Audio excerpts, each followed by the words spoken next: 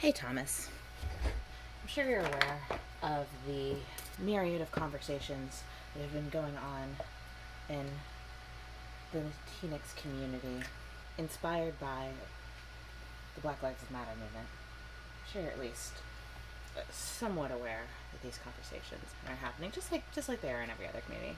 And I think that it's great and it's important.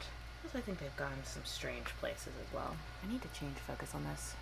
Well, we started off with Latinos can benefit from white privilege, which I think was the theme. I'm not sure if that was directly stated. I'm sure it was directly stated somewhere. So be more concerned with an identity. Latinos are white or are black, with no nuance necessarily in between.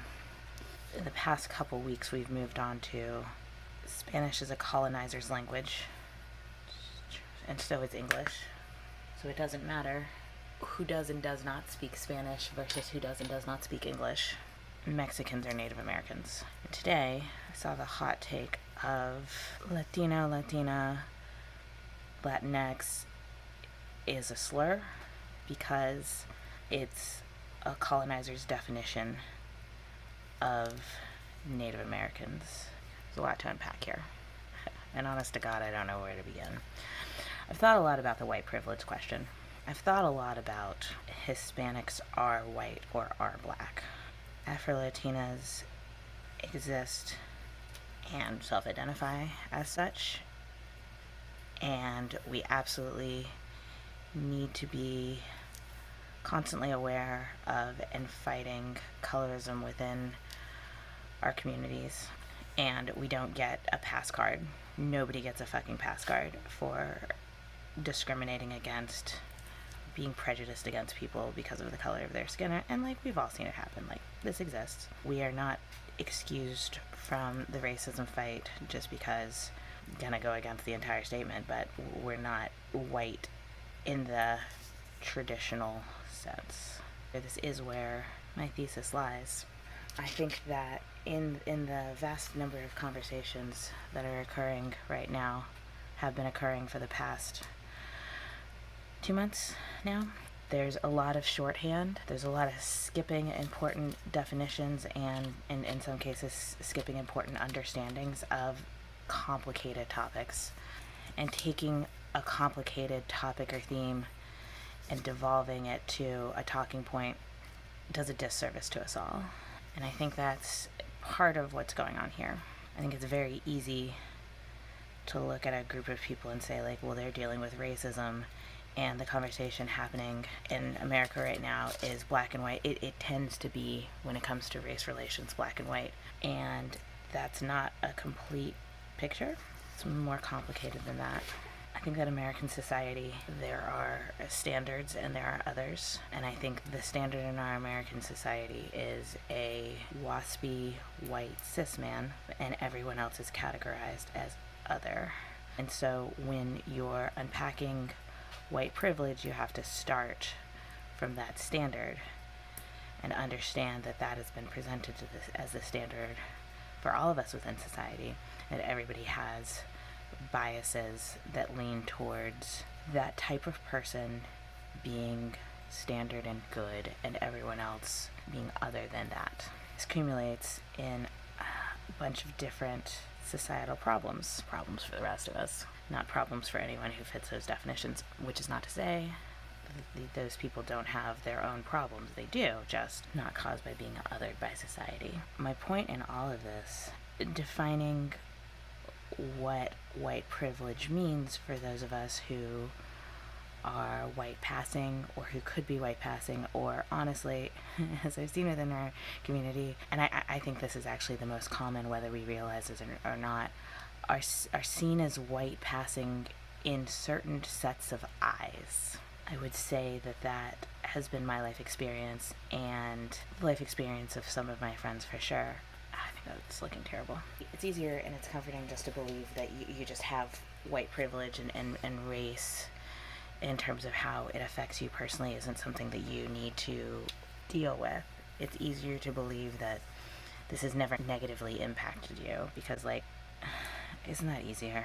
But when our entire country is having some big conversations about race, it might be time to examine that a little bit more closely. What I want to say about white passing Hispanic people's white privilege in America is that you can't always depend on it. From my personal experience, it seems like most white people don't know what a Hispanic person looks like. It's so weird. It's weirder to experience, I promise. If you're not working in a field in a, I don't know, fucking sombrero or something, they really have no idea what you look like. I don't know how to explain it. In my personal experience, I mean, I'm easily spotted by other minorities. And those are two things that I depend on. That if I run into a white person, they're going to believe that I'm white. But if I run into another minority, they know that I'm not. Which is real fucking convenient right now. Here's the thing, I can't depend on that. I've been wrong a time or two. And that is why I would say a white privilege that is circumstantial is not the same white privilege that a white person would have. It's not something you can depend on, and you're always on shaky ground. Right now, we can't dismiss the sheer amount of hatred for Hispanic people that exists in the United States. So I think in having a conversation about colorism and racism within the Hispanic community, these nuances need to be identified and discussed, and having a simplified conversation about, yes, you get this prize or not, without the nuances involved, it shortchanges everyone. And I don't think that it necessarily furthers any conversation or helps anything. When an outside party is lecturing somebody about what their life experience is, they don't get to say what your life experience is. And if they're saying something like you do or don't have white privilege when you've been in situations where you clearly have not, like I said, it's not furthering the conversation. It's not a dialogue, period. People are not listening to one another, which I think when you're trying to have any sort of productive conversation, both parties have to go in with that understanding. But of course, we live in the world of the internet. It's too much to ask for, I realize that. But I'd rather have a complicated conversation and come away with empathy and understanding, wouldn't you? I think that conversation has led to where we end up with Latino, Latinx, Latina being a slur. Mexicans as Native Americans. Mexicans as Native Americans. This is complicated. This is very complicated. Culturally, Native Americans and Mexicans have very different experiences. Even if we're talking traditionally in blood, even if we want to bond together and self-identify the exact same, I'm always pro-unity. We do have to understand the nuances. Let's say the difference between internment camps versus reservations. God damn it, everything's terrible. The cultural experiences are different today. Again, we're having complicated conversations about race, and the more that we can have an understanding of others' experiences, the better. I don't personally need to be categorized as a Native American. I think that that's a different set of struggles than I'm working with, and I think that those struggles deserve their own careful attention, because we're talking about a different murder rate. We're talking about vastly different treatment from the government. I would say that argument is only helpful within the context of how you use it. Native American struggles are different than Mexican struggles, and I think that both parties deserve their own specialized attention. And I think that in the long run, that will benefit everyone. And I think that we can keep this unity in our back pocket and bring it up whenever anyone tries to divide us, because we must stand in solidarity. Latino, Latina, and Latinx being a slur. Woof. It is very complicated to take a way in which people happily self-identify and convince those people that it's a slur. nigh impossible, perhaps. I don't know if it's fair to do that. This is similar to an extent in the queer is a slur conversation, and I'm not gonna chicken and egg this shit. I don't feel as though that argument is necessarily productive on a larger scale. I think that if you do not like a term, you can tell people that you don't self-identify that way. You can ask people not to call you specifically that. You have some control over how you are spoken to and addressed, and I don't know if this necessarily needs to be a movement if it's something that other people are happy with. This is going to come up in 5 years when we become native Mexicans instead of Latinx. People are going to be like, man, what a fucking bigot. This is how I feel in 2020 when the world's ending. Might not be how I feel in, well, might not make it past this, so YOLO. My unobservant ass just talked for like 15-20 minutes without noticing that space had run out on my phone. I needed to stop talking. But now, problem solved. Sorta. The conclusion of all of this is we need to keep having these conversations. It's an interesting position to be anything other than black or white. We've been left out of this national conversation that's going on, and being empowered enough to take that on and have those conversations within our communities is incredibly important. And I would argue a practice round for an eventual national conversation about these issues as they pertain to us. If you want to have a conversation that might actually change someone's mind, that might actually make the world a better place, you have to come at it from a different angle and in a different medium. I used to say, go have these conversations in a bar, but don't go to a bar right now. For the love of God, don't go to a bar right now. So we gotta find somewhere else. So find a personal medium in which you can both be vulnerable, like maybe a PM, maybe a text message, maybe a phone call. I personally think that spoken communication is better for this type of thing, but I also realize that our means of having spoken conversation right now is really limited. But you gotta have a conversation with an open heart and an open mind, with love, with understanding. It's not easy. It's actually pretty scary. I asked my mom to have one of these conversations, and it was a nightmare, but she did it, and I applaud her for that. I don't know if it was worth what I had to go through. The important conversations are happening elsewhere, are happening off of social media. But look, it's fun to troll. We all do it sometimes. There's not a lot to do right now for some of us. So, whatever's keeping you sane and getting you through this pandemic, I support. And if mocking bigots is one of those things, like, hell yeah. With all of the impact it can feel like you're doing when you're arguing with someone on social media, you're not changing anyone's mind. You've got to do the real work too. And have the fun, quick comebacks. But that's just what it is. That's all that it is. I think in terms of what we can do within our own community moving forward, we got to keep having the tough conversations. We got to have them with love and empathy in our hearts, and we have to have them with the people closest to us. And our goal has to be further understanding and making the world a better place. Step 1.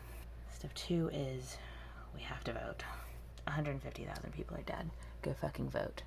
I don't want to hear from the Bernie bros. I don't want to hear how disappointed you are. Doing the right thing isn't always fun. It takes a certain level of maturity. It's not always what you want to fucking do. But we've got to try to make this better, and not fixed, and not right. And believe me, I know we have a lot of work to do. Got a lot of fucking work to do. I think about it all the time. And I'm not saying that we don't.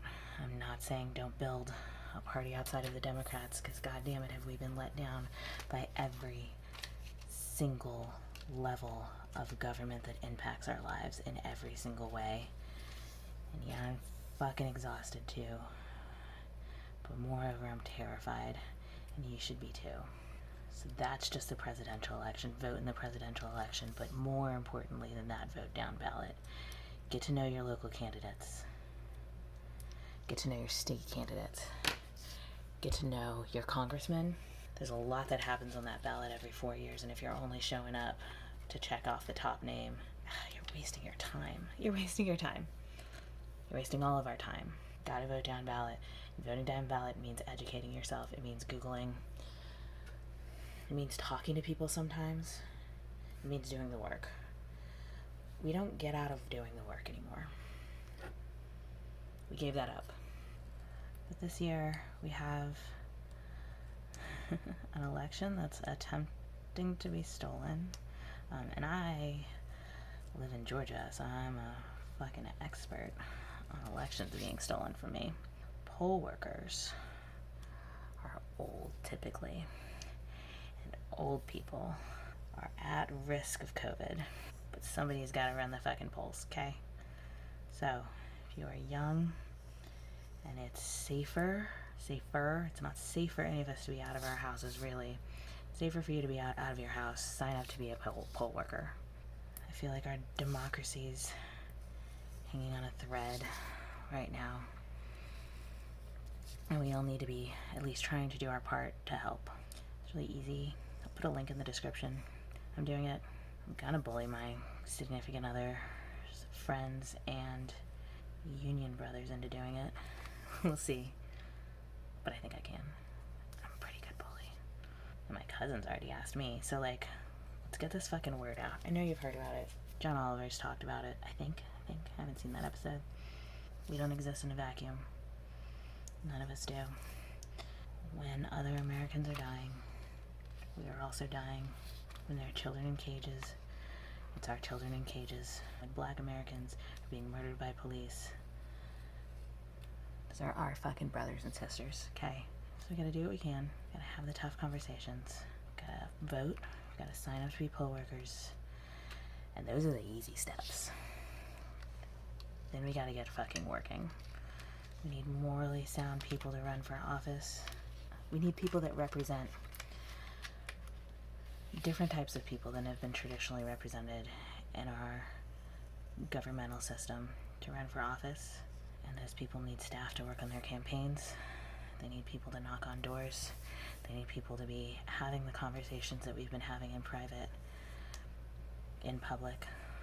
We need to start national conversations about a lot of issues until we are heard within the highest branches of government and actual change happens in our country.